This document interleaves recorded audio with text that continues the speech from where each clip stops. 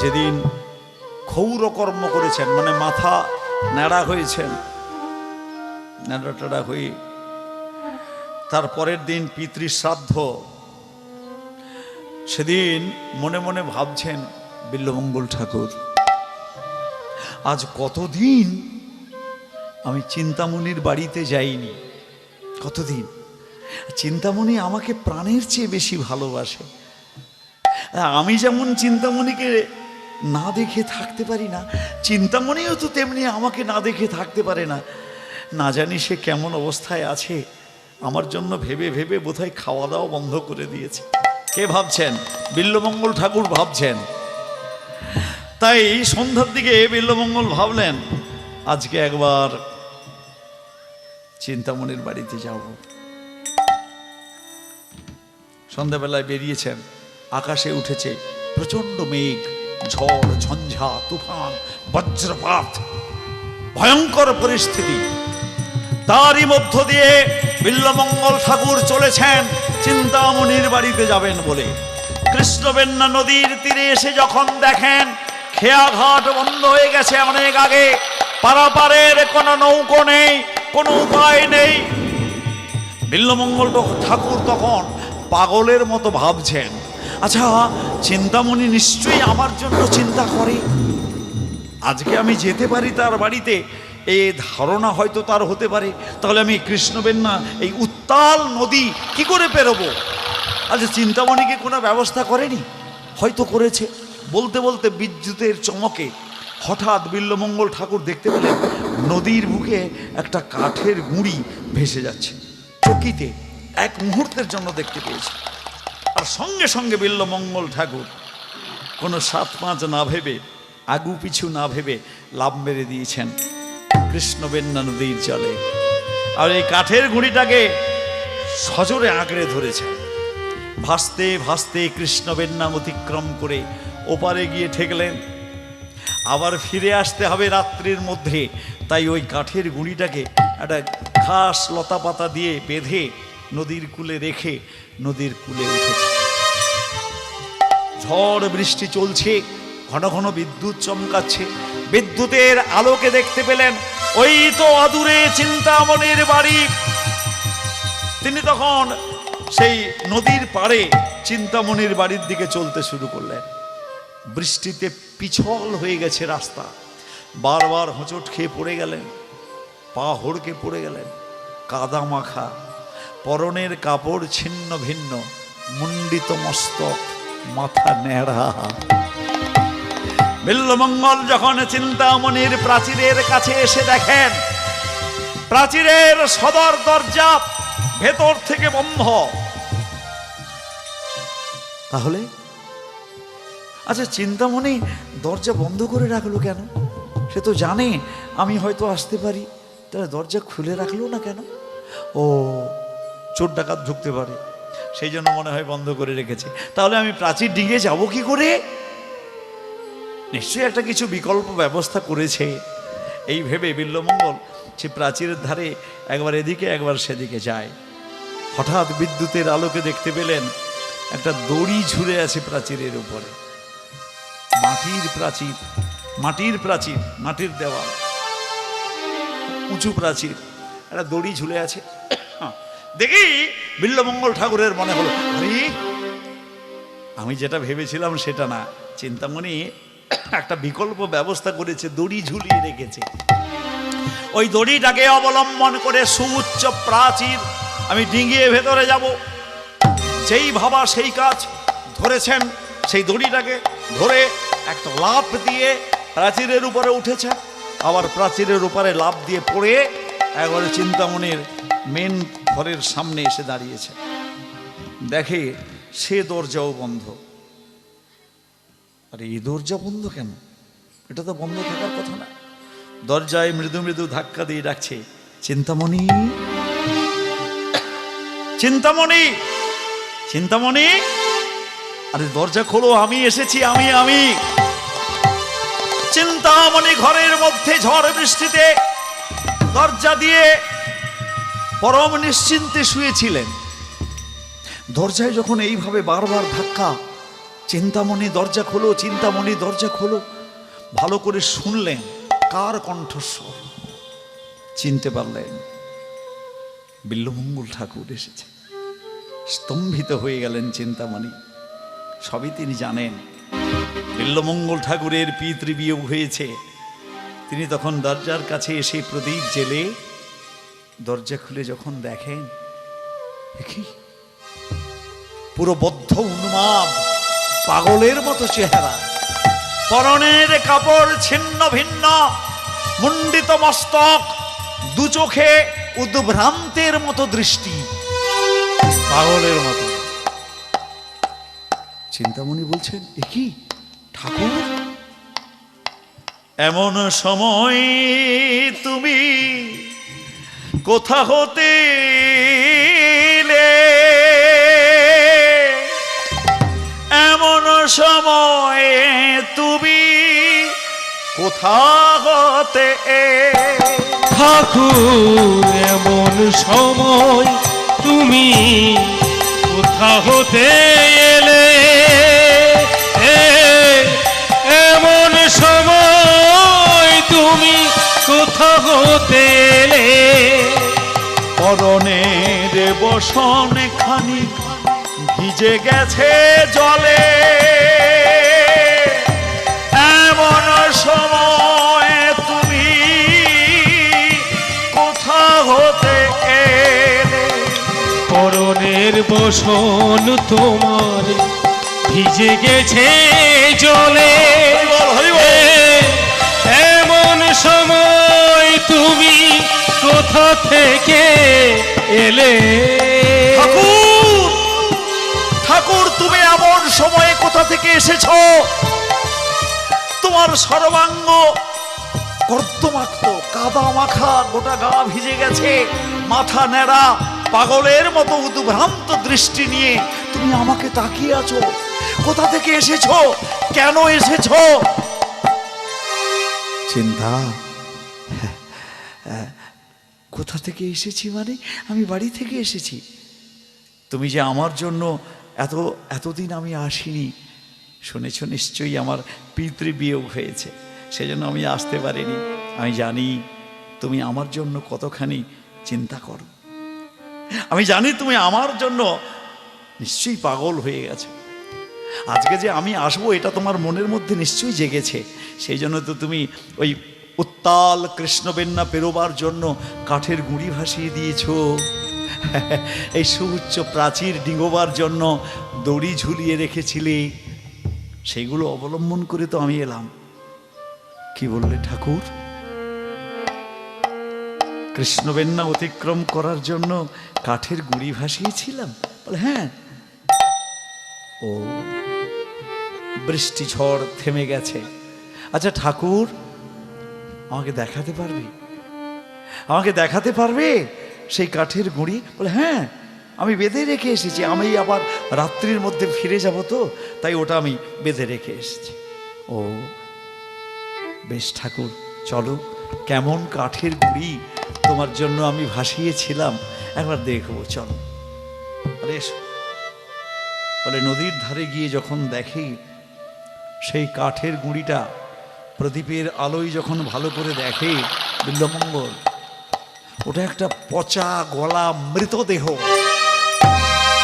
মানুষের মৃতদেহ, পচা গলা একটা শব, ভয়ঙ্কর দুর্গন্ধ। ঠাকুর, এইটা তোমার সেই কাঠের গুঁড়ি? হ্যাঁ, এই গুঁড়িটা ধরেই তো আমি এলাম। ভালো করে দেখো এটা কাঠের গুঁড়ি না অন্য কিছু। দেখতে তো পাচ্ছি এটা একটা পচা গলা লাশ, সব দেহ। এসো ঠাকুর, এসো। আচ্ছা, তুমি বলেছিলে এই প্রাচীর ডিঙোবার জন্য আমি দড়ি ঝুলিয়ে রেখেছিলাম। দড়িটা কোথায় দেখাবে? বলে আসো। তখনও সেই দড়িটা একটুখানি ঝুলে আছে। ভালো করে দেখো তো ঠাকুর, এটা দড়ি না অন্য কিছু। বিল্বমঙ্গল ঠাকুর যখন দেখেন একটা বিষধর সাপের লেজ, সাপের লেজ ঝুলে আছে। ওই মাটির প্রাচীরে সাপের গর্ত, ইঁদুর গর্ত ছিল, তাতে সাপ ঢুকেছিল। বৃষ্টির জল ঢুকে সাপটা বেরিয়ে এসেছিল। মানুষের সাড়া পেয়ে আবার গর্তের মধ্যে অর্ধেকটা ঢুকে গেছিল। বিল্বমঙ্গল ঠাকুর সাপের অর্ধেকটা লেজের দিকটা দেখতে পেয়েছিল, আর সেইটাকে অবলম্বন করে সে প্রাচীর ডিঙিয়ে ঢুকেছিল। তখনও সাপটা মানে কিছুটা অংশ ঝুলে আছে। ও ঠাকুর, ভালো করে দেখো কেমন দড়ি আমি তোমার জন্য ঝুলিয়েছিলাম। বিল্বমঙ্গল ঠাকুর যখন দেখেন তা বিষধর সাপের লেজ। কি গো ঠাকুর, কেমন দড়ি? সে তো নীরবে দাঁড়ায়ে রইল, নীরবে দাঁড়ায়ে রইল, নীরবে দাঁড়ায়ে রইল, সে তো নীরবে দাঁড়ায়ে রইল। কি উত্তর দিবি পায় না খুঁজে, নীরবে দাঁড়ায়ে রইল। তোর দিবে সে পাই না খুঁজে, সে তো নীরবে দাঁড়ায়ে রইল। বিল্বমঙ্গল ঠাকুর সেথায় নীরবে দাঁড়ায়ে রইল। মুখে আর কোনো কথা নেই। বুঝতে পেরেছেন বিল্বমঙ্গল ঠাকুর কি করেছেন তিনি। চিন্তামণি বললেন, ঠাকুর এসো আমার সঙ্গে। করেতে ধরিয়া চিন্তা গৃহে লয়ে গেল, করেতে ধরিয়া চিন্তা গৃহে লয়ে গেল। ওগো করেতে ধরিয়া চিন্তা গৃহে লয়ে গেল, করিতে ধরিয়া চিন্তা গৃহে লয়ে গেল। আরে ঠাকুরে ডাকিয়া কিছু কহিতে লাগিল, ঠাকুরে ডাকিয়া কিছু কহিতে লাগিল। ঠাকুর, ঠাকুর আগামীকাল তোমার পিতৃশ্রাদ্ধ, আজকে মস্তক মুন্ডন করেছ, ছুটে এসেছ চিন্তামণির কাছে কেন ঠাকুর? কিসের জন্য? রক্ত মাংস মল মূত্র পুঁজ এই সব দিয়ে গড়া এই শরীর,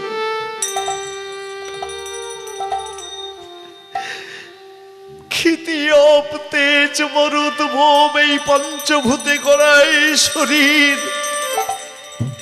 কি আছে এই শরীরের মধ্যে যার জন্য তুমি ছুটে এসেছো ঠাকুর? ওগো ঠাকুর, এই চিন্তামণির চিন্তা না করে তুমি যদি আসল চিন্তামণির চিন্তা করতে ঠাকুর, তাহলে তোমার মনুষ্য জন্মটা সার্থক হয়ে যেত। ঠাকুর, তুমি চিন্তামণির চিন্তা করো। হে ঠাকুর, হরি বল, হরি বল। হে ঠাকুর, হে ঠাকুর, হে ঠাকুর, তুমি চিন্তা চিন্তা করো। চিন্তামণি চিন্তা করো। এই চিন্তামণির চিন্তা ছেড়ে আসলে চিন্তামণির চিন্তা করো।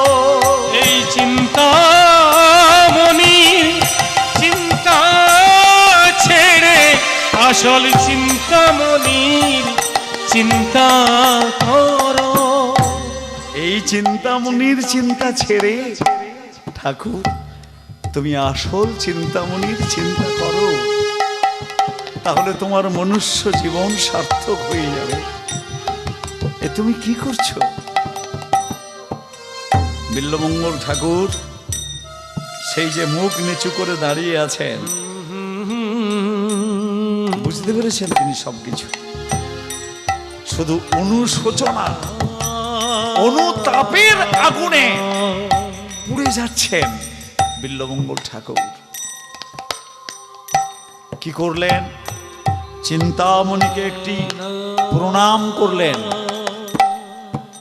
আহা, কি করো ঠাকুর, সরে যেও না। আজ তুমি প্রণম্য, তুমি প্রণামের যোগ্য।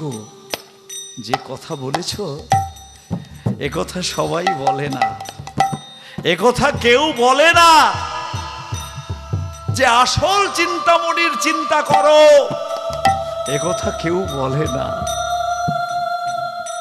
তুমি বলেছ, অজ্ঞান আধার আমার দূর করে দিয়েছ, তুমি আমার গুরু। অজ্ঞান তিমিরান্ধস্য জ্ঞানাঞ্জন শলাকয়া চক্ষুর্নিমীলিতং যেন তস্मै শ্রী গুরবে নমঃ। নীরবে বেরিয়ে গেলেন বিল্বমঙ্গল ঠাকুর। পরের দিন পিতৃশ্রাদ্ধ সমাপন করে সংসারের সব কিছু ছেড়ে বিল্বমঙ্গল ঠাকুর বেরিয়ে পড়লেন সেই চিন্তামণির সন্ধানে।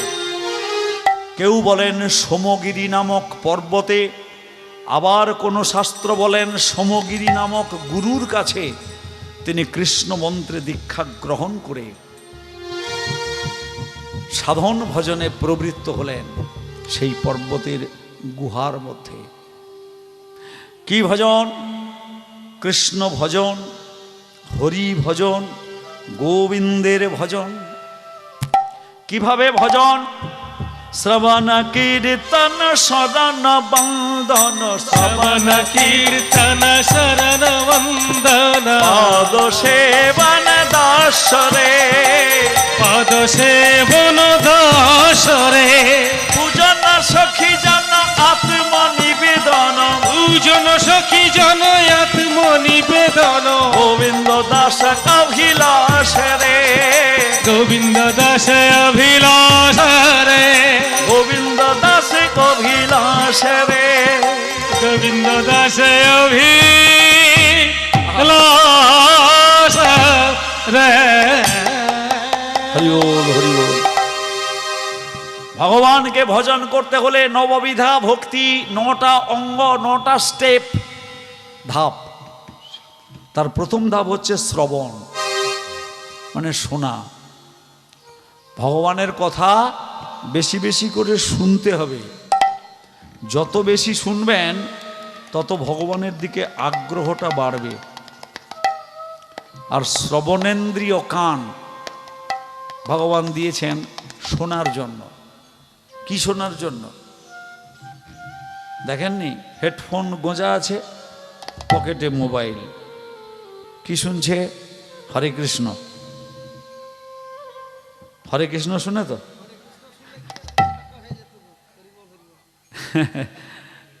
আর জয়দেব প্রভু বলছেন যে হরে কৃষ্ণ শুনলে কি আর এরকম আস্তে আস্তে করে ফাঁকা হয়ে যায়? ফাঁকা হয় না।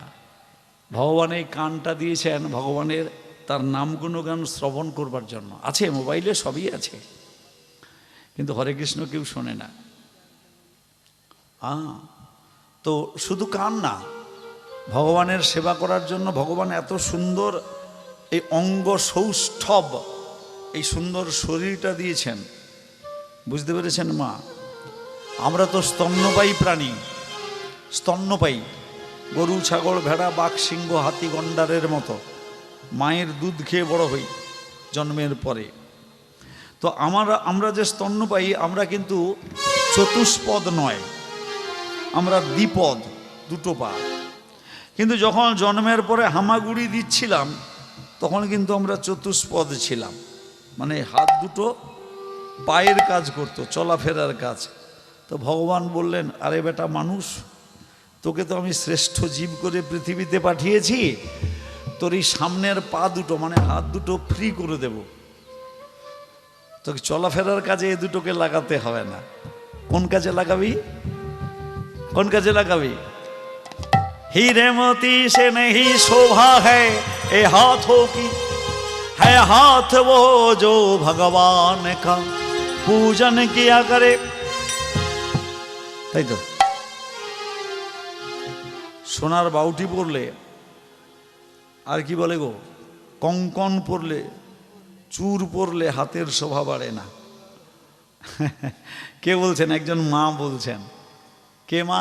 না, তিনি হচ্ছেন মীরাবাই, ভগবানের একজন পরম সাধিকা। তিনি বলছেন, হিরে মতি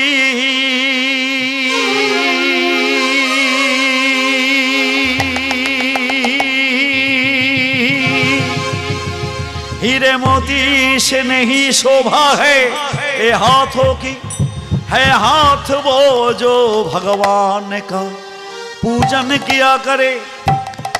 मर कर भी अमर नाम है उस जीव का जग में, प्रभु प्रेम से बलिदान जो जीवन किया करे।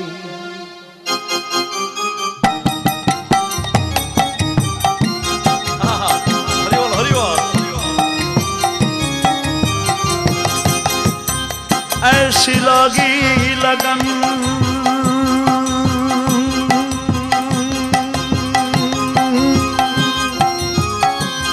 ऐसी लगी लगन,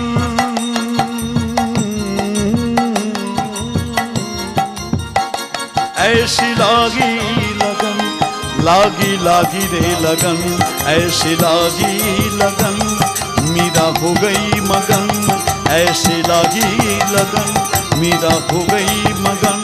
वो तो गली गली खड़ी गुन गाने लगी, महलों में पली बन के जोगन चली, महलों में पली बन के जोगन चली। मीरा रानी दीवानी कहाने लगी, ऐसी लगी लगन, मीरा हो गई मगन, ऐसी लगी लगन, मीरा हो गई मगन। है आँखों वो जो शाम का दर्शन किया करे, है आँखों वो, चोख देखबे की देखबे, है आँखों वो जो शाम का दर्शन किया करे। মানে যত পৃথিবীতে সুন্দর জিনিস আছে সবচেয়ে সুন্দর কে? সবচেয়ে সুন্দর হচ্ছেন শ্যাম সুন্দর, সবচেয়ে সুন্দর হচ্ছেন গৌর সুন্দর। এত সৌন্দর্য আর কোথাও নেই। তা সেই গৌর সুন্দর শ্যাম সুন্দরকে যে চোখ দর্শন করে সেই চোখটা কি প্রকৃত চোখ, আর যে চোখ সেটা করে না সেটা চোখ না। সে আনারসের চোখ দেখেছেন? সে আনারসের চোখ, আসল চোখ না। है आँखों वो जो श्याम का दर्शन किया करे, है शीश जो प्रभु चरण में बंधन किया करे। আমি বলেছিলাম এটা মাথা, মা থাকবেন। মা বলতে কে? আমার এই শরীরের জন্ম দিয়েছেন যিনি, তিনি আমার জন্মদাত্রী মাতা, গর্ভধারিণী মা। আর প্রকৃত আত্মার যিনি জন্ম দিয়েছেন, আত্মা আসল যে আমি, তিনি কে? না, তিনি হচ্ছেন গোবিন্দ ভগবান। তাহলে তিনি আমার প্রকৃত মা। গীতায় বলেছেন, তমেব মাতা চ পিতা তমেব তমেব বন্ধুশ্চ সখা তমেব তমেব বিদ্যা দ্রবিণং তমেব তমেব সর্বং মম দেব দেব। হরি বল, হরি বল। তাহলে প্রকৃত মা প্রকৃত বাবা হচ্ছেন ভগবান। সেই ভগবানের চরণে, সাধু গুরু বৈষ্ণবের চরণে, পিতা মাতা গুরুজনের চরণে যে মস্তক নমিত না হয় সেটা মাথা না, সেটা মাথা না। আর কি বললেন? है शीश जो प्रभु चरण में बंधन किया करे, बेकार वो मुख है, बेकार वो मुख है जो रहे व्यर्थ बातों में, मुख वो है जो हरि नाम का सुमिरन किया करे। এই মুখটা বেকার। কোন মুখটা? না, যে মুখটা ভগবানের নাম গুণগান করে না, আজে বাজে কথা বলে, নোংরা কথা বলে, সাধুগুরু বৈষ্ণবের নিন্দা করে, পিতামাতা গুরুজনকে গালাগালি করে, সেই মুখটা বেকার। বেকার মুখ হ্যায় जो रहे व्यर्थ बातों में, मुख वो है, সেইটাই মুখ जो হরিনাম का सुमिरन किया करे, ভগবানের নাম গুণগান করে যে মুখটা, সেটাই প্রকৃত মুখ। মুখ দিয়ে আমরা শুধু কথা বলি না, মুখ আরেকটা কাজে লাগে। কি কাজে লাগে? মুখ দিয়ে আরেকটা কাজ করি। কি কাজ করি? খাওয়ার কাজ করি, আহার গ্রহণের কাজ করি। তো মুখ দিয়ে কি আহার গ্রহণ করব না কেন? মাছ, মাংস, হ্যাঁ, ডিম, পেঁয়াজ, রসুন, যত রকমের আছে সুস্বাদু খাবার। কি আমাদের সাধারণ ধারণা অনুযায়ী মাছ, মাংস, ডিম, পেঁয়াজ, রসুন ইত্যাদি ইত্যাদি এগুলো হচ্ছে খুব পুষ্টিকর খাবার বলে আমরা মনে করি। কিন্তু ভগবান মানুষের বেঁচে থাকার জন্য ঢের বেশি পুষ্টিকর খাবার প্রকৃতির মধ্যে দিয়ে গেছেন, আমাদের জন্য নির্দিষ্ট করে দিয়ে গেছেন। আমাদের পুষ্টির জন্য প্রাণী হত্যার দরকার নেই। একটা প্রাণীকে হত্যা করার কোনো অধিকার আমাকে দেননি ভগবান। বুঝতে পেরেছেন বাবা? এই হাত দিয়ে জাল ফেলে দিলাম পুকুরে, ছাপাস করে 5টা কই মাছ পড়লো বড় বড়। স্ত্রীকে বললাম এই কই মাছগুলো নিয়ে যা, 2টো ভাজা করবি, 2টো ঝোল করবি, একটা টক করবি, বলে কাজে চলে গেলাম। স্ত্রী কি করলেন? ওই কই মাছগুলোকে মুঠির নিয়ে এসে এই হাত দিয়ে দুমস দুমস করে 2টো আছাড় মারলেন। ছটপট ছটপট করে মুখ দিয়ে, কান দিয়ে, কানকো দিয়ে রক্ত বেরিয়ে গেছে। স্ত্রীর কোনো ভ্রুক্ষেপ নেই, তাতে ছাই মাখিয়ে তাকে মুঠিতে কটকট করে কাটলেন। ওহ, যন্ত্রণায় ছটফট করছে মাছটা, কোনো ভ্রুক্ষেপ নেই, কাটা হয়ে গেল। এবার কি হলো? পুকুরে নিয়ে গিয়ে ভালো করে হাত দিয়ে ঢেকে পালিয়ে যাবে কই মাছ। একটু অসতর্ক হলে সে কাটা মাছ পালিয়ে যাবে। তাকে ভালো করে ধুয়ে টুয়ে নিয়ে এসে বাড়িতে কি করা হলো? লবণ আর হলুদ, কাটা খাই নুনের ছিটা দেওয়া হলো। ওহ, সেই নুনের যেই নুন দিয়েছে ছটফট করছে বাঁচবার জন্য। আপনার কোনো ভ্রুক্ষেপ নেই। কি করলেন? কড়াই তেল দিলেন, তেল গরম হয়ে গেছে। হ্যাঁ, এবার সেই মাছগুলোকে কড়াইয়ে দিয়ে দিলেন। ও বাবা, যেই গরম তেল গায়ে লেগেছে, সে কাটা মাছটা বাঁচবার জন্য প্রাণপণে সেইখানে ছটফট করছে। আপনি কি করলেন? না, আপনার এই 2টো হাত দিয়ে, খুন্তি দিয়ে তাকে সেই তেলের মধ্যে চেপে রেখেছেন। মর বেটা, মর।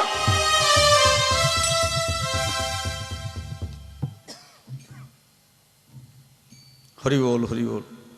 ভগবান এই হাতটা দিয়েছেন ওই জীবগুলোকে হত্যা করার জন্য।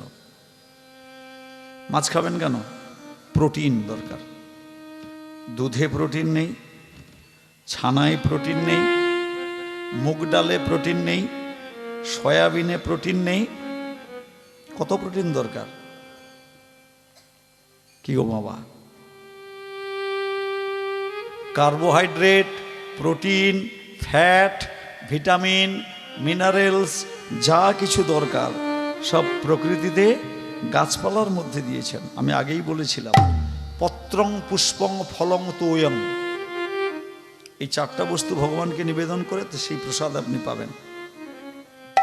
তাহলে প্রশ্ন এসে যায়, মানুষ আমিষভোজী প্রাণী নাকি নিরামিষভোজী প্রাণী? স্তন্যপায়ী দুভাগে বিভক্ত, একদল আমিষভোজী, বাঘ, সিংহ, কুকুর, বেড়াল, এরা আমিষ খায়, আর গরু, ছাগল, ভেড়া এরা নিরামিষ খায়। তাহলে মানুষ ওই আমিষ ভোজীদের দলে নাকি নিরামিষ ভোজীদের দলে? আসুন বিচার করুন। আমিষ ভোজী প্রাণী যারা, তাদের উপরের দিকে এবং নিচের দিকে দুটো দুটো চারটে লম্বা লম্বা দাঁত থাকে। বাঘ, সিংহ, কুকুর, বেড়াল লম্বা লম্বা দাঁত থাকে, তো ছেদক দন্ত বলে, মাংস ছিঁড়ে খেতে কাজে লাগে। গরুর নেই, ছাগলের নেই, হরিণের নেই, মানুষের আছে লম্বা লম্বা চারটে দাঁত আছে। কি গো বাবা, একটু রেসপন্স করুন, বলুন আছে? নেই। তাহলে মানুষ নিরামিষ ভোজীদের দলে, এক নম্বর প্রমাণ। দু নম্বর প্রমাণ, আমিষ ভোজী প্রাণীরা জল খায় জিভ দিয়ে চেটে চেটে, আর নিরামিষ ভোজী প্রাণীরা জল খায় পিয়ে জল খায়।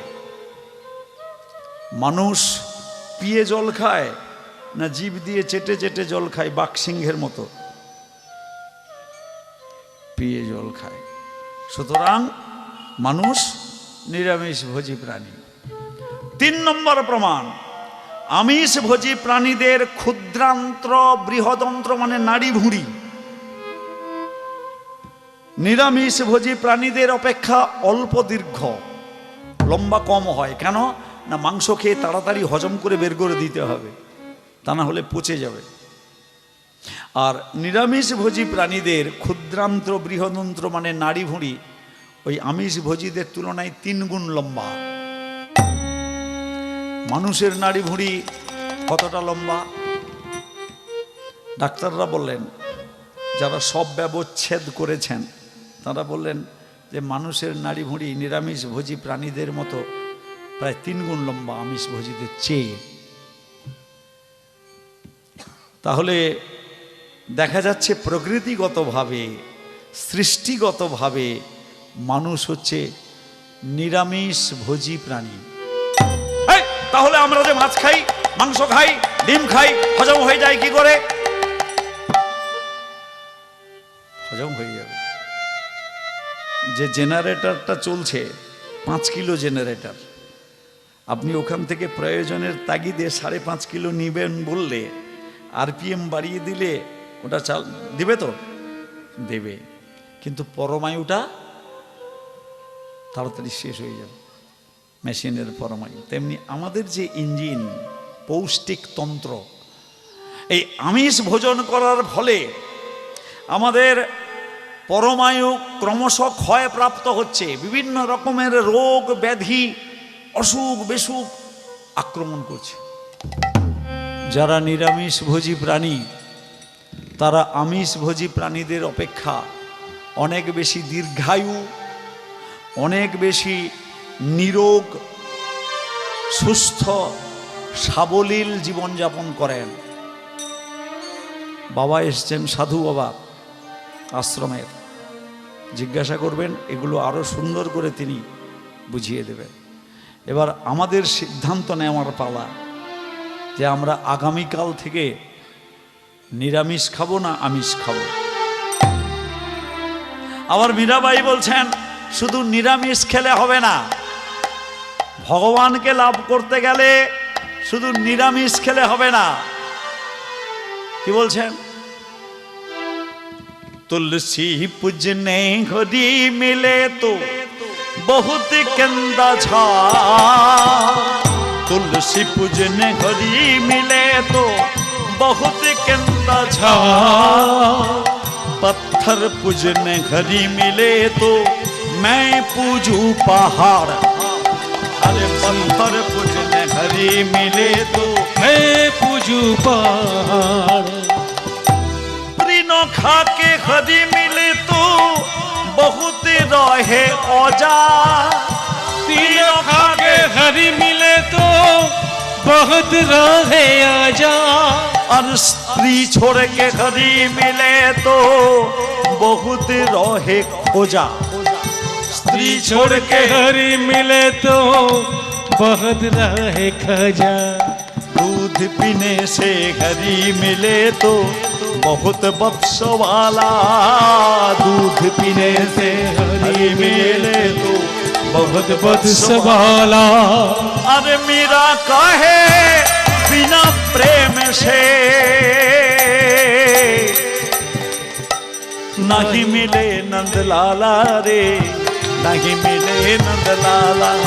ओ नहीं मिले नंदलाला रे, नहीं मिले नंदलाला।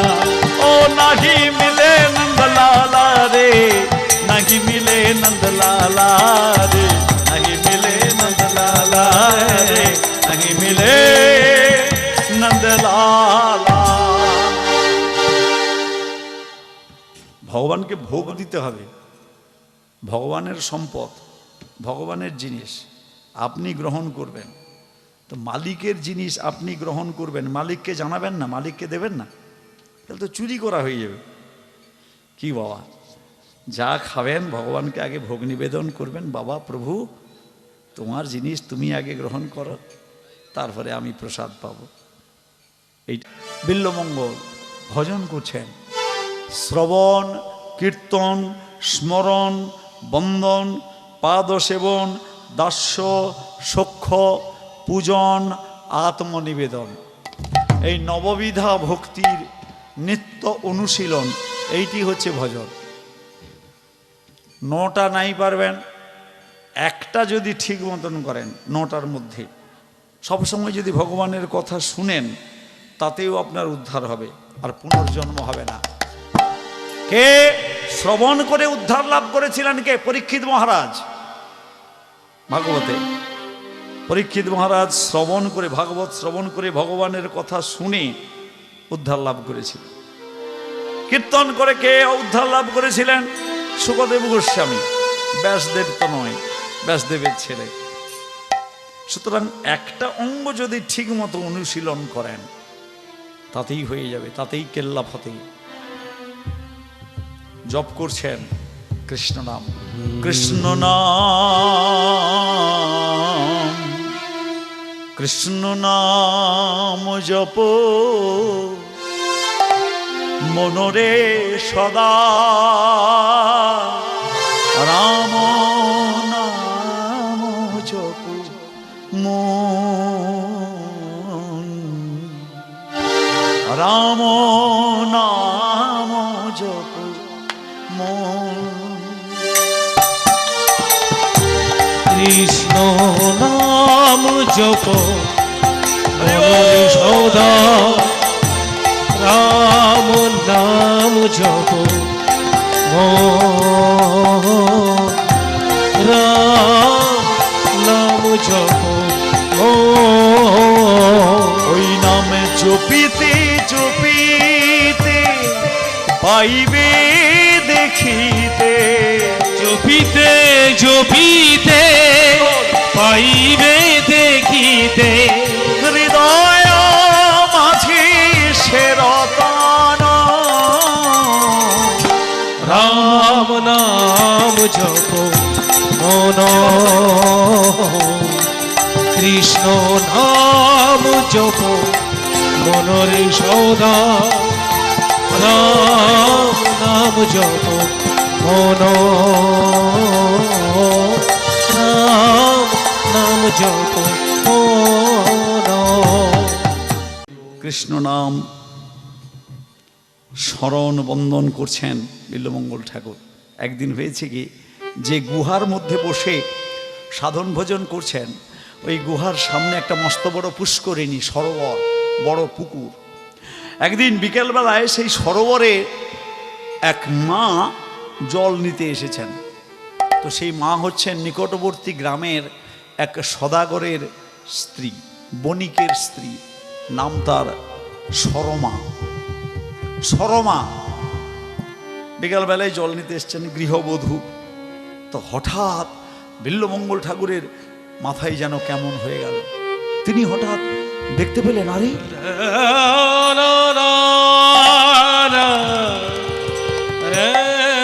চিন্তামণি না, চিন্তামণি, চিন্তামণি দাঁড়াও, আমি যাচ্ছি, দাঁড়াও দাঁড়াও, চিন্তামণি, চিন্তামণি বলে বিল্বমঙ্গল ঠাকুর তার পেছনে ছুটতে শুরু করেছেন।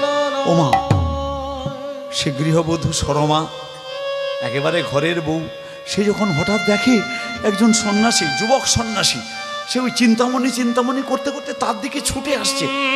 ভয়ে সে কি করেছে, কলসি নিয়ে একবার দৌড়ে ঘরের মধ্যে ঢুকে সে কি করেছে, তাড়াতাড়ি ঘরের মধ্যে ঢুকে কলসিটা কোনো রকমে রেখে দিয়ে থরথর করে কাঁপছে ভয়ে। ঘরের কর্তা সে দাওয়ায় বসেছিল সদরে, সে অবাক হয়ে দেখছে, আরে আমার স্ত্রী দৌড়ে দৌড়ে এসে ঘরের ভিতরে ঢুকে গেল, আর তার পেছনে পেছনে একজন যুবক সন্ন্যাসী এসে দাঁড়িয়েছে, ছুটে ছুটে এসে থমকে দাঁড়িয়ে গেছে। ভালো করে যখন দেখে বিল্বমঙ্গল ঠাকুর, আরে এটা তো চিন্তামণির বাড়ি নয়, তাহলে ও মহা ভুল হয়ে গেছে, মস্ত বড় ভুল হয়ে গেছে। আমি কি বিকারগ্রস্ত হয়ে পড়লাম নাকি? বিল্বমঙ্গল ঠাকুর দাঁড়িয়ে দাঁড়িয়ে ভাবছেন যে আমি কি করে ফেলেছি। আর সেই মা সরমা ঘরের ভেতরে থরথর করে কাঁপছে। আর ঘরকর্তা সব ঘটনা দেখে অবাক হয়ে গেছে, জিজ্ঞাসা করছেন, সন্ন্যাসী ঠাকুর, আপনি কি ভিক্ষার জন্য এসেছেন? সন্ন্যাসীরা তো গৃহস্থ বাড়িতে ভিক্ষার জন্য আসেন, আপনি কি ভিক্ষার জন্য এসেছেন? বিল্বমঙ্গল ঠাকুর বললেন, হ্যাঁ, ভিক্ষার জন্য এসেছি। দেবে? ভিক্ষা দেবে? বলে, হ্যাঁ, গৃহস্থ, আমি ভিক্ষা দেব না? সন্ন্যাসী এসেছে, বলে আমি যেটা চাইবো সেটা দেবে। বাবা, এই আবার কি কথা? না, আমি যেটা দেব সেটা আপনি নেবেন। বলে, না না, আমি যেটা চাইবো সেটা তুমি দেবে। তখন গৃহকর্তা বলছেন, যদি আমার সাধ্যের মধ্যে হয় তাহলে নিশ্চয়ই দেব, আর সাধ্যের বাইরে হলে আমি কোথা থেকে দেব? না না না, আমি যেটা চাইবো সেটা তোমার সাধ্যের মধ্যে। বলে, সাধ্যের মধ্যে যদি হয় আমি দেব না, আপনাকে শর্ত করতে হবে, 3 সত্যি করতে হবে, দেবেন কিনা? আরে বাবা, এ তো মহাবিপদ। আচ্ছা, বললাম আমি আপনার কাছে 3 সত্যি করছি, আমার সাধ্যের মধ্যে যদি হয় আমি দেব, আমি দেব, আমি দেব। বলুন কি চান আপনি? একটু আগে যে জলের কলসি নিয়ে ঘরের মধ্যে ঢুকে গেল, সে কে?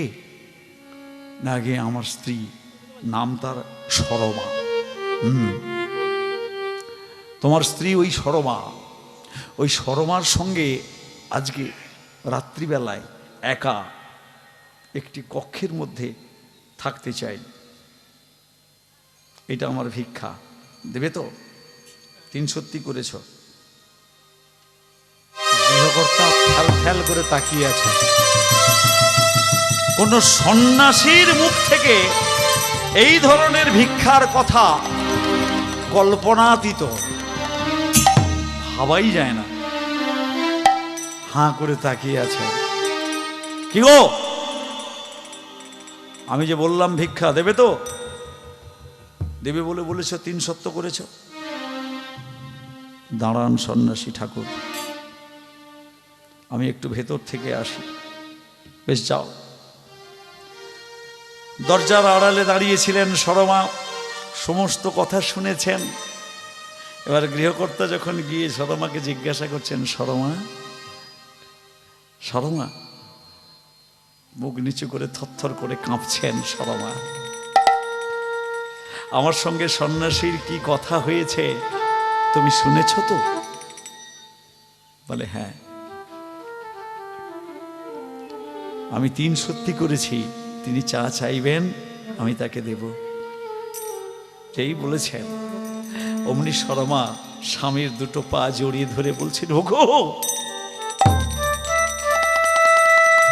ওগো, তুমি আমাকে একটু বিষ এনে দাও, আমি বিষ পান করে প্রাণ ত্যাগ করব, তবু পর পুরুষের সঙ্গে আমি রাত্রি যাপন করতে পারবো না।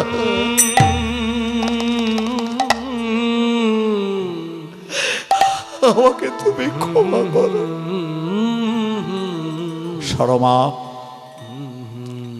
অনন্ত লীলাময়ী ভগবানের লীলা কে বুঝতে পারে? তুমি কি জানো না? কর্ণপুত্র বৃষকেতু কর্ণকে পরীক্ষা করবার জন্য বৃষকেতুর মাথা বাপ মার হাত দিয়ে কাটিয়েছিলেন গোবিন্দ। কি বাবা, ছেলের মাথা কেটেছিলেন বাবা মা করাত দিয়ে, গোবিন্দ পরীক্ষা নিয়েছিলেন। তুমি কি ভুলে গেছো? কে বলতে পারে ভগবান আমাদেরকে এইভাবে পরীক্ষা করাছেন না? শোনো, আমি তোমার স্বামী, আমি তোমাকে আদেশ করছি, তুমি যাও, তুমি সম্মত হও। বেশ, তাই হবে। পতিরেক গুরু স্ত্রীণাং, পতি হচ্ছেন একমাত্র গুরু স্ত্রী জাতির। অপতিত পতি, পতিত পতি নয়। মদ খেয়ে এসে যা খুশি তাই বলবে, অত্যাচার করবে, সে পতি পরম গুরু নয়। পতিত পতি পরম গুরু নয়, অপতিত পতি তিনি হচ্ছেন পরম গুরু, পরম শ্রদ্ধেয় স্ত্রী জাতির কাছে। বেশ, তাই হবে। ব্যবস্থা হয়ে গেল। সন্ন্যাসী ঠাকুর কক্ষের মধ্যে বিশ্রাম করছেন রাত্রি 2য় প্রহরে। সরমা একটি প্রদীপ জেলে দুরু দুরু বুকে ভগবানকে ডাকতে ডাকতে কক্ষের মধ্যে প্রবেশ করছে। গোপী জন মনোচ গিরিধারী নাগর রাখো মিনতি রাগা পায়, রাগা পায়, রাখো মিনতি রাগা পায়। বিজন মনোচ গিরিধারী নাগর রাখো মিনতি রাগা পায়, রাগা পায়, রাখো মিনতি রাগা পায়। প্রেম পরশ লাগি যুগ যুগ অনুরাগী, প্রেম পরশ লাগি যুগ যুগ অনুরাগী। মোর অন্তর কাঁদে বেদনা, অন্তর কাঁদে বেদনা। তুলসী কুসুম দলে রক্ত চরণ তলে, ও তুলসী কুসুম তলে রক্ত চরণ তলে। পুলকিত তনু মন প্রাণ, হে হরি মাধব দাও হে করুণা তব, ঘুচাও বিরহ অভিমান। যমুনা পুলিনে সে মুরলিতে অবিরাম রাধা নামে সুর মুর ছায় রাখো মিনতি রাগা পা হরি বল হরি বল। জন মন হৃদয় গৌর হরি প্রেমানন্দে হরি হরি বল। মিনতি রাগা পা রাখো মিনতি রাগা পা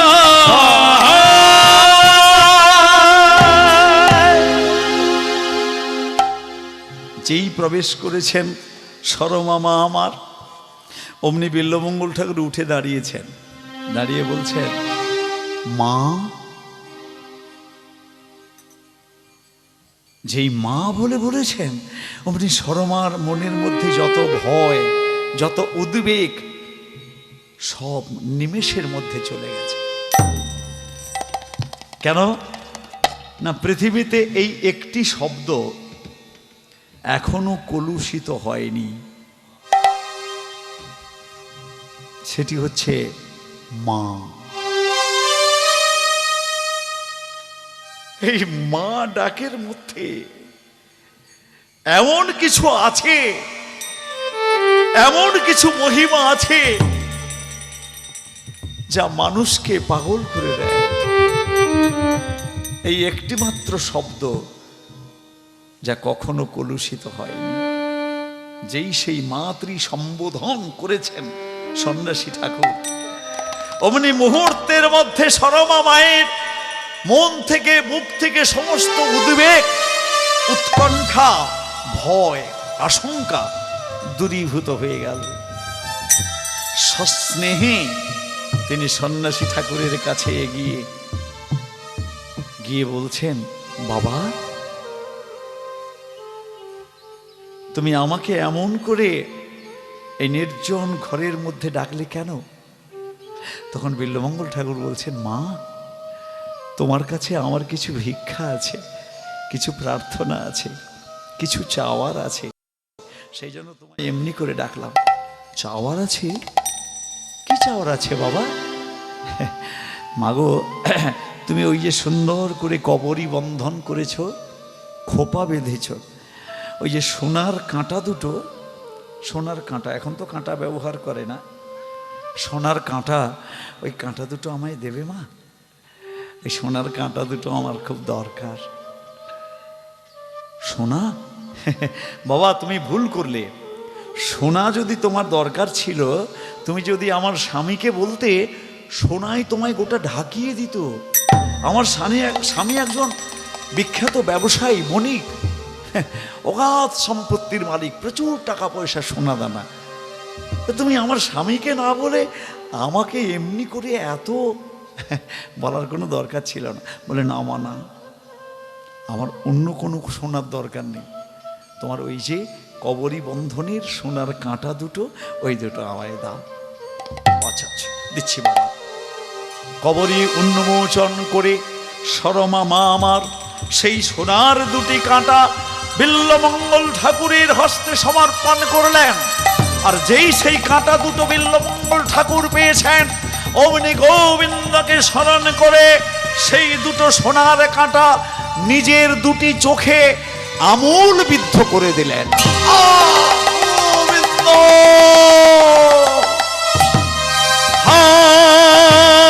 কৃষ্ণ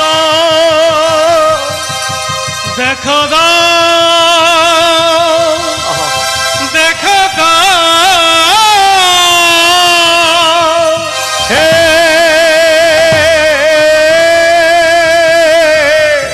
গোবিন্দ।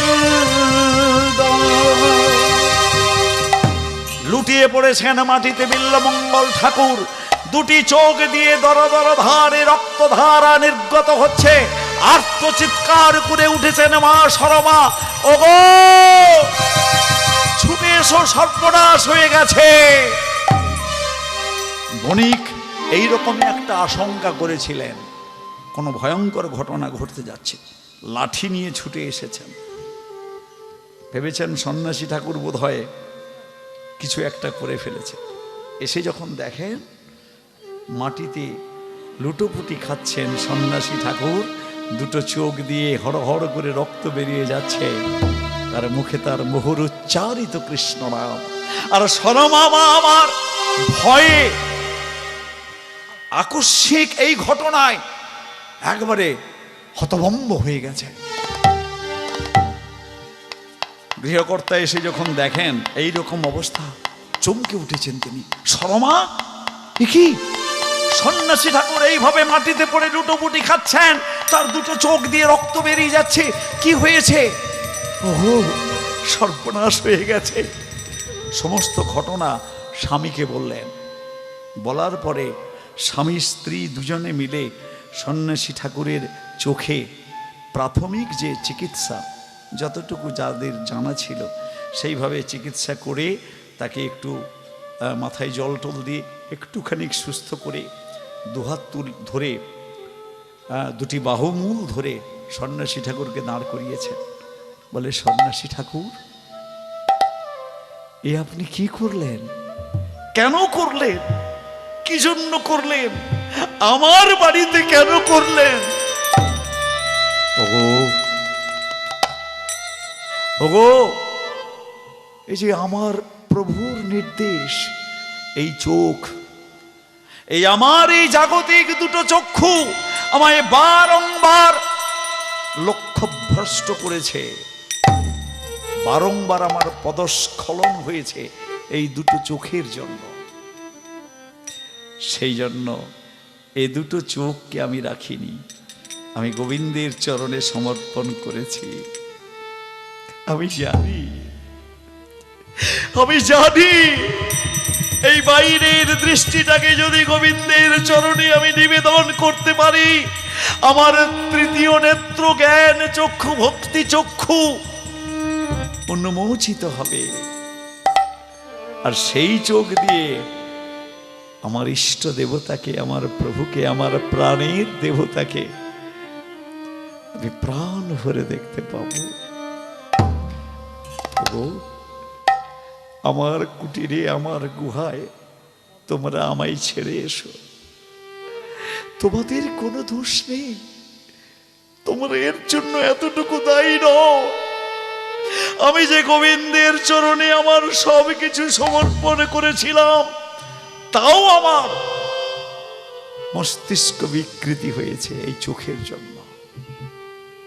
হরি বল, হরি বল। কৃষ্ণ বলিয়া যবে কাঁদি,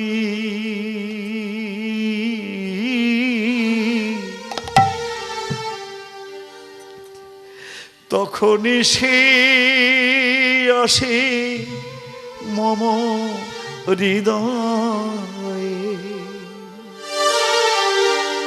কৃষ্ণ বলিয়া যদি কাঁদি, তখনই সে আসে মম হৃদয়ে। ও কৃষ্ণ বলিয়া যাবে কাঁদি, তখনই সে আসে মম হৃদয়ে। কৃষ্ণ বলিয়া যাবে কাঁদি, তখনই সে আসে মম হৃদয়ে। সজন নয়নে তারে দেখিলি, তাপিত হৃদয়ে যায় জুড়ায়।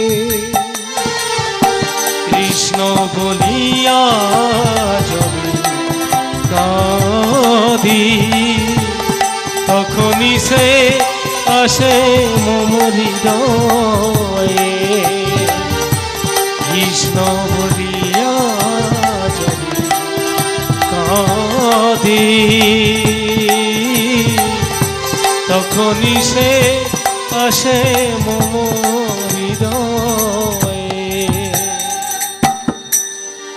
গোবিন্দ বলে কৃষ্ণ বলে যদি একটু কাঁদতে পারেন।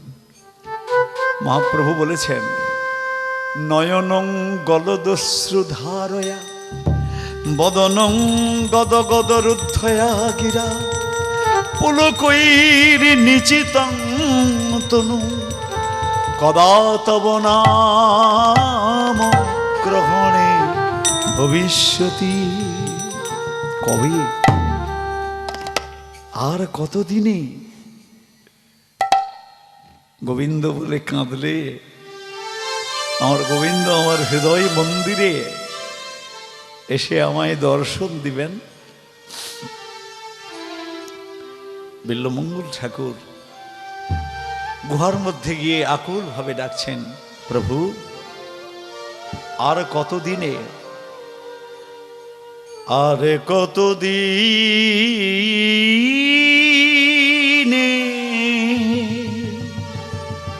দয়াল ঠাকুর পাব গো তোমার চরণ কমল। আর কতদিনে দয়াল ঠাকুর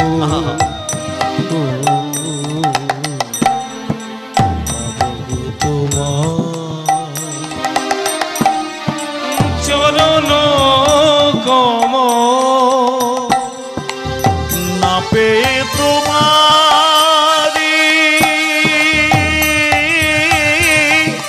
শুধু বারে বারে, না পেয়ে তোমারে শুধু বারে বারে আমার আঁখি জলে ভাসে ধরা তল। পাবো গো তোমার চরণ কমল। আর কতদিনে দয়াল ঠাকুর পাবো গো তোমার চরণ কমল। আর কতদিনে, আর কতদিনে তোমার চরণ কমল আমি পাবো প্রভু। আকুল ভাবে কাঁদছেন বিল্বমঙ্গল ঠাকুর। গোবিন্দ আমার, ভগবান আমার সব সহ্য করতে পারেন, কিন্তু ভক্তের চোখের জল সহ্য করতে পারেন। এসেছেন গোবিন্দ আমার রাখাল বালকের বেশে, এসে বিল্বমঙ্গল ঠাকুরের কাছে দাঁড়িয়ে বলছেন, এই যে সন্ন্যাসী ঠাকুর, এই যে সন্ন্যাসী ঠাকুর। কে? আমি এক রাখাল বালক। কি ব্যাপার, তুমি বৃন্দাবনে যাবে? সন্ন্যাসী ঠাকুর, তুমি বৃন্দাবনে যাবে? বলে, হ্যাঁ গো রাখাল বালক, আমি তো বৃন্দাবনে যেতে চাই, কিন্তু দেখতে পাচ্ছ তো আমার দৃষ্টিশক্তি নেই, আমি কেমন করে বৃন্দাবনে যাব বলো? আরে সেই জন্যই তো আমি এলাম, আমি বৃন্দাবনে আমিও যাব। তা তুমি যদি আমার সঙ্গে যাবে বলো, তাহলে আমি ব্যবস্থা করে দেব, আমায় নিয়ে যাবে? বলে, হ্যাঁ তাহলে ঠিক আছে, তুমি এক কাজ করো, আমার এই যে পাঁচন বাড়ি, আমি গরু চড়াই, রাখাল বালক, এই পাঁচন বাড়ির একটা প্রান্ত তুমি ধরো, আর একটা প্রান্ত ধরে আমি তোমাকে সোজা বৃন্দাবনে নিয়ে যাব, চলো। বেশ ঠিক আছে। একদিকে ধরেছেন বিল্বমঙ্গল ঠাকুর, আর একদিকে ধরেছেন আমার রাখাল বালক। গোঠে রাখাল বলে দেরে, কোথায় বৃন্দাবন, যেথায় রাখাল রাজা গোপাল আমার।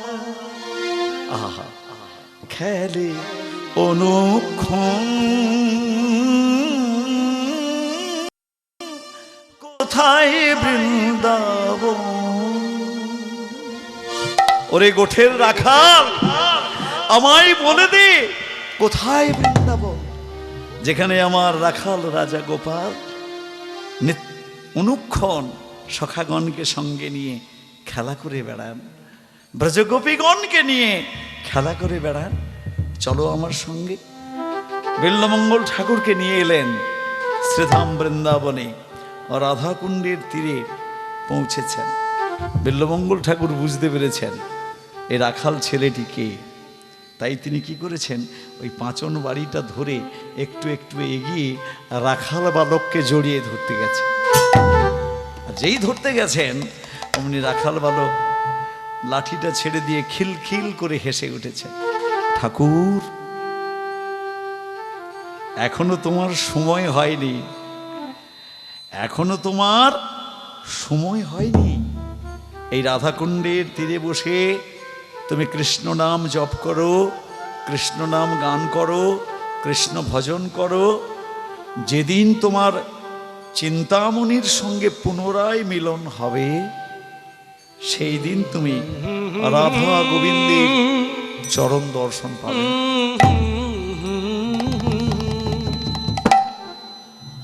বেশ,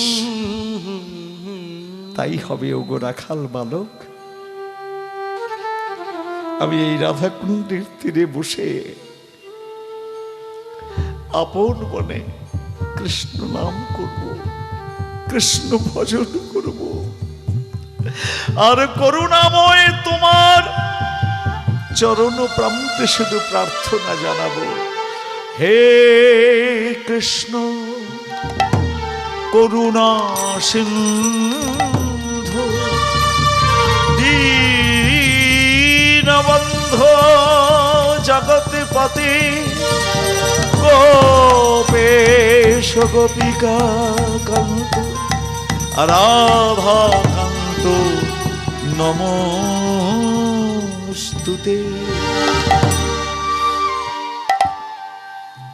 ওদিকে চিন্তামণি যেদিন বিল্বমঙ্গল ঠাকুর চলে গেলেন, তারপরে চিন্তামণির মনের মধ্যে বৈরাগ্য জন্মেছে।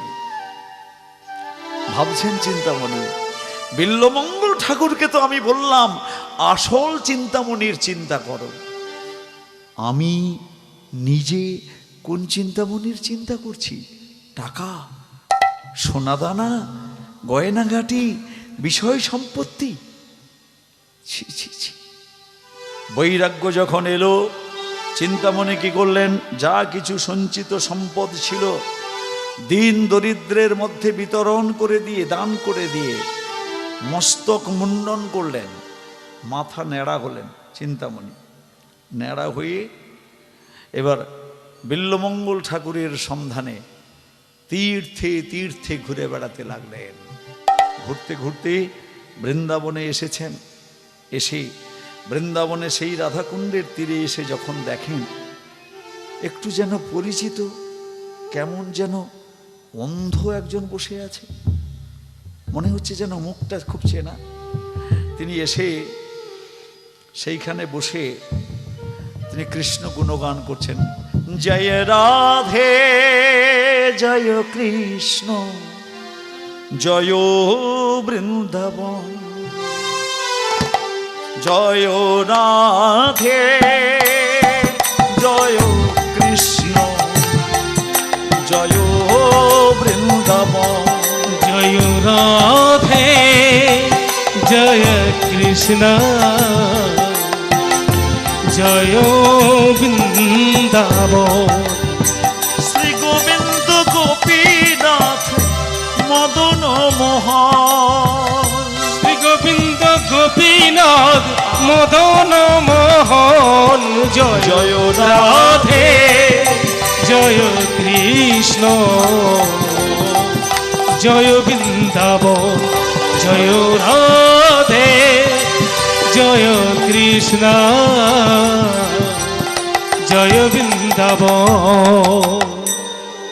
কে এত পরিচিত কণ্ঠস্বর, এত সুন্দর কণ্ঠস্বর আমি যে কবে শুনেছি, এ আমার খুব পরিচিত কণ্ঠস্বর। ওগো, কে তুমি? এত সুমধুর স্বরে কৃষ্ণ নাম গুণগান করছো। ওগো, তুমি কি আমার চিন্তামণি?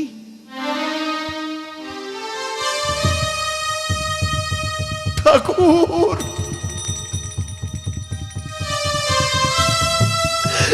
ঠাকুর, ঠাকুর, এ কি অবস্থা হয়েছে তোমার? তোমার দুটি চোখ অন্ধ হলো কি করে? আরে কি তোমার দশা হয়েছে ঠাকুর? লুটিয়ে পড়েছেন চিন্তামণি বিল্বমঙ্গল ঠাকুরের চরণ কমলে, আর বিল্বমঙ্গল ঠাকুর চিন্তামণিকে বুকে তুলে নিয়ে বলছেন, ওরে চিন্তা,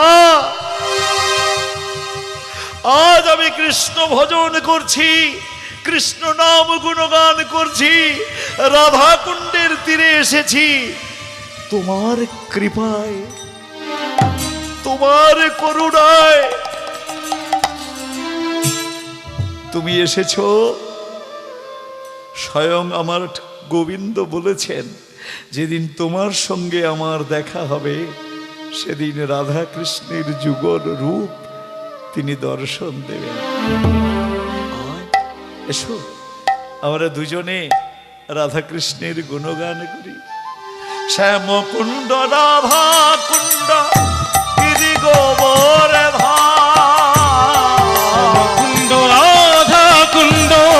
গিরি গোবর্ধন, কালিন্দী যমুনা জয় জয় মহাবন। কালিন্দী যমুনা জয় জয় মহাবন। জয় রাধে জয় কৃষ্ণ জয় বৃন্দাবন। জয় রাধে জয় কৃষ্ণ জয় বৃন্দাবন।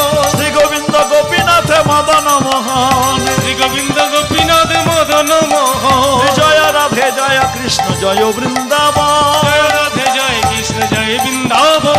শ্রী গোবিন্দ গোপীনাথ মদন মোহন। শ্রী গোবিন্দ গোপীনাথ মদন মোহন। এসেছেন আমার করুণার সাগর, দীনবন্ধু, ভক্তবৎসল স্বয়ং ভগবান রাধারানী নিয়ে, রাধারানীকে বামে নিয়ে যুগল রূপে এসে দর্শন দিলেন বিল্বমঙ্গল চিন্তামণির কাছে। গোবিন্দের করস্পর্শে বিল্বমঙ্গল ঠাকুরের দৃষ্টিশক্তি পুনরুদ্ধার হলো।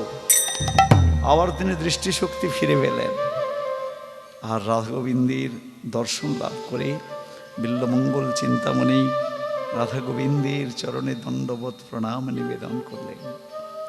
সৎপুণ্ডরিক নয়নং মেঘাভং বৈদ্যুতাম্বরম দ্বিভুজং বেণুবক্ত্রাজং বনমালিনিমিশ্রম দিব্যালঙ্কারণপেতং সখিভিः পরিবেষ্টিতং চিদানন্দঘनं কৃষ্ণং রাধালিঙ্গিত বিগ্রহం ফুল্লন্দিবরকান্तं ইন্দুমদনং বরহাবतं সপ্রিয়ং শ্রীবৎসঙ্গং উদারকৌস্তুভধরং পীতাম্বরং সুন্দরং গোপীনাং নয়নোৎপলার্চিততনুং গোপসংহবৃতং গোবিন্দ কলবিনুবাদন পরং দিব্যাঙ্গভূষণং ভজে নবীন নিরদ শ্যামং নীলেন্দীবরলোচনম বল্লভীনন্দনং বন্দে কৃষ্ণং গোপালরূপিণম। ওং নমো ব্রহ্মণ্য দেবায় ও ব্রহ্মণহিতায় চ জগদ্ধিতায় কৃষ্ণায় গোবিন্দায় নমো নমঃ। তপ্ত কাঞ্চন গৌরাঙ্গী রাধে বৃন্দাবনেশ্বরী বৃষভানুসুতে দেবী প্রণমামি হরিপ্রিয়ে। বিল্বমঙ্গল,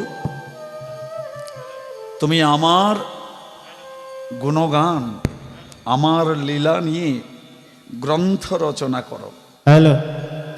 বিল্বমঙ্গল ঠাকুর কৃষ্ণ গুণ বিষয়ক, কৃষ্ণ লীলা বিষয়ক গ্রন্থ রচনা করেছিলেন। নাম তার শ্রীকৃষ্ণ কর্ণামৃত, যেটি মহাপ্রভু গৌরাঙ্গ মহাপ্রভু দাক্ষিণাত্য ভ্রমণে গিয়ে দুটি অমূল্য গ্রন্থ, দুর্লভ গ্রন্থ সংগ্রহ করে নিয়ে এসেছিলেন। একটি হচ্ছে বিল্বমঙ্গল ঠাকুর বিরচিত শ্রী শ্রী কৃষ্ণ কর্ণামৃত, আরেকটি হচ্ছে ব্রহ্ম সংহিতা। এই দুটি অমূল্য গ্রন্থ সংগ্রহ করে নিয়ে এসেছিলেন, এবং যেগুলো এখন আমরা হরিবল হরিবল না একটি অনুরোধ।